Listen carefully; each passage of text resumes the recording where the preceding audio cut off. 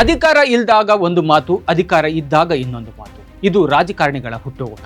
20 ವರ್ಷಗಳ ಹಿಂದೆ ಇದೇ ಬಿಡದಿ ಟೌನ್ಶಿಪ್ ವಿಚಾರವಾಗಿ ಡಿ.ಕೆ. ಶಿವಕುಮಾರ್ ರೈತರ ಬಗ್ಗೆ, ಭೂಮಿಯ ಬಗ್ಗೆ ಅದೆಂತಹ ಮಾತನಾಡಿದ್ರು ಅಂದ್ರೆ ಇವರು ನಿಜವಾದ ಜನನಾಯಕ, ರೈತ ನಾಯಕ ಅನ್ನೋ ಹಾಗಿತ್ತು.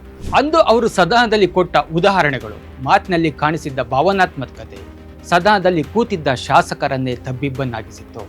ಆದ್ರೀಗ ಕಾಲ ಬದಲಾಗಿದೆ. ಸಾಮಾನ್ಯ ಶಾಸಕರಾಗಿ ರೈತರ ಪರ ಮಾತನಾಡಿದ್ದ ಡಿ.ಕೆ. ಈಗ ಮುಖ್ಯಮಂತ್ರಿಯಾಗಿದ್ದಾರೆ. ಆದರೆ ಅದೇ ರೈತರ ಬಗ್ಗೆ ಭಾವನಾತ್ಮಕ ಮಾತುಗಳು ಮರೆಯಾಗಿ ಈಗ ಅಧಿಕಾರಯುತವಾಗಿದೆ.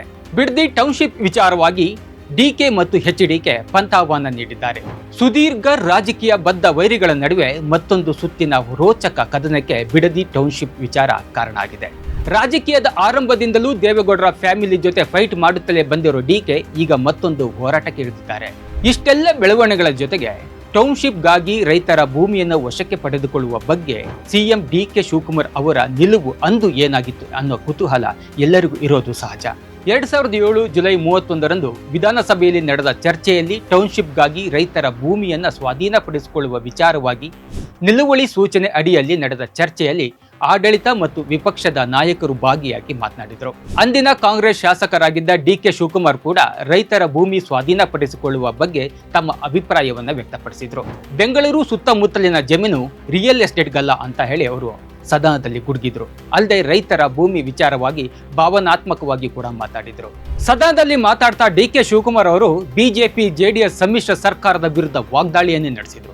ಈ ಸರ್ಕಾರ ಬಂದ ದಿನದಿಂದಲೂ ಪ್ರತಿ ಹಂತದಲ್ಲಿಯೂ ಕೂಡ ನಮ್ಮದು ರೈತ ಸರ್ಕಾರ, ರೈತ ಪರವಾಗಿ ನಿಂತುಕೊಳ್ತೇವೆ, ರೈತರ 1 ಎಕರೆ ಭೂಮಿಯೂ ಕೂಡ ಹೋಗೋದಕ್ಕೆ ಬಿಡೋದಿಲ್ಲ ಅಂತ ಹೇಳಿ ಅನೇಕ ಸಂದರ್ಭಗಳಲ್ಲಿ ಮಾಡಿರತಕ್ಕ ವಾದಗಳನ್ನು ನಾವು ಕೇಳಿದ್ದೇವೆ. ನಮ್ಮ ಸರ್ಕಾರವಿದ್ದಂತಹ ಸಂದರ್ಭದಲ್ಲಿ ಅನೇಕ ಯೋಜನೆಗಳಿಗೆ ಭೂಮಿಯನ್ನು ಕೊಟ್ಟಾಗ ನಮ್ಮ ವಿರುದ್ಧ ಟೀಕೆ ಟಿಪ್ಪಣಿಗಳು ಬಂದಿತ್ತು.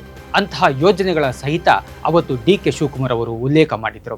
ನಮ್ಮ ರೈತರ ಭೂಮಿಯನ್ನ ಕಾಪಾಡೋದಕ್ಕೆ, ಸ್ವಾಭಿಮಾನವನ್ನ ಕಾಪಾಡೋದಕ್ಕೆ ಈ ಸರ್ಕಾರ ಬದ್ಧವಾಗಬೇಕು. ಇದು ರೈತರ ಸರ್ಕಾರ. 1 ಎಕರೆ ರೈತನ ಜಮೀನನ್ನು ಕೂಡ ನಾವು ಕೊಡೋದಿಲ್ಲ, ರೈತ ಹಾಳಾಗೋದಕ್ಕೆ ನಾವು ಬಿಡೋದಿಲ್ಲ ಅಂತಕ್ಕಂಥ ವಚನವನ್ನ ಈ ರಾಜ್ಯದ ಜನಕ್ಕೆ ಕೊಟ್ಟಿದ್ರು. ಆ ವಚನವನ್ನ ಅವರು ಪಾಲನೆಯನ್ನ ಮಾಡಬೇಕು. ಈ ಎಲ್ಲ ನೋಟಿಫಿಕೇಶನ್ ಅನ್ನು ಕೂಡ ವಾಪಸ್ ತೆಗೆದುಕೊಂಡು ರೈತರು ಮುಕ್ತವಾಗಿ ಬದುಕೋದಕ್ಕೆ ಅವಕಾಶ ಮಾಡಿಕೊಡ್ಬೇಕು ಅಂತ ಹೇಳಿ ಅವತ್ತು ಡಿ.ಕೆ. ಶಿವಕುಮಾರ್ ಅವರು ಸದನದಲ್ಲಿ ಹೇಳಿದ್ರು. ಅವತ್ತಿನ ಡಿ.ಕೆ.ಗೂ ಇವತ್ತಿನ ಮುಖ್ಯಮಂತ್ರಿ ಡಿ.ಕೆ.ಗೂ ಇರುವ ವ್ಯತ್ಯಾಸ ಏನು ಅನ್ನೋದು ಜನರಿಗೆ ಅರ್ಥವಾಗಿದೆ. ಸದನದಲ್ಲಿ ತಾವು ಕೊಟ್ಟ ಕಬ್ಬಳಮ್ಮ ದೇವಸ್ಥಾನದ ಉದಾಹರಣೆ ಮತ್ತೆ ಮರುಕಳಿಸಿದ್ರು, ಅಚ್ಚರಿ ಇಲ್ಲ.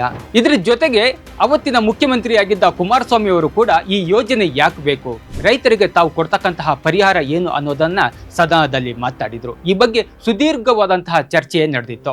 ಆದ್ರೀಗ ಇವರಿಬ್ಬರು ಬಹಿರಂಗ ಚರ್ಚೆಗೆ ಕರೆದಿರೋದು ಯಾರ ದಾರಿ ತಪ್ಪಿಸೋದಕ್ಕೆ ಅನ್ನೋದು ನಮಗಷ್ಟೇ ಅರ್ಥವಾಗಬೇಕಾಗಿರೋದು. ಬಿಡದಿ ಯೋಜನೆಯ ವಿಷಯದಲ್ಲಿ ಇಬ್ಬರು ನಾಯಕರ ಅಭಿಪ್ರಾಯ ಮಾತ್ರ ಸ್ಪಷ್ಟವಾಗಿದೆ. ನಾವಿದ್ದಾಗ ರೈತರ ಭೂಮಿಯನ್ನು ವಶಪಡಿಸಿಕೊಂಡ್ರೆ ಅದು ಅಭಿವೃದ್ಧಿ, ಬೇರೆಯವರು ಅಧಿಕಾರದಲ್ಲಿದ್ದಾಗ ರೈತರ ಜಮೀನನ್ನು ವಶಪಡಿಸಿಕೊಂಡ್ರೆ ಅದು ರೈತ ವಿರೋಧಿ. ಇವರಿಬ್ಬರ ಹಾದಿ ಬೀದಿಯ ಜಗಳದಲ್ಲಿ ಕೊನೆಗೆ ಭೂಮಿ ಕಳೆದುಕೊಂಡು ಅನಾಥರಾಗೋದು ರೈತರೇ ಅನ್ನೋದನ್ನು ಮಾತ್ರ ಮರಿಬಾರದು.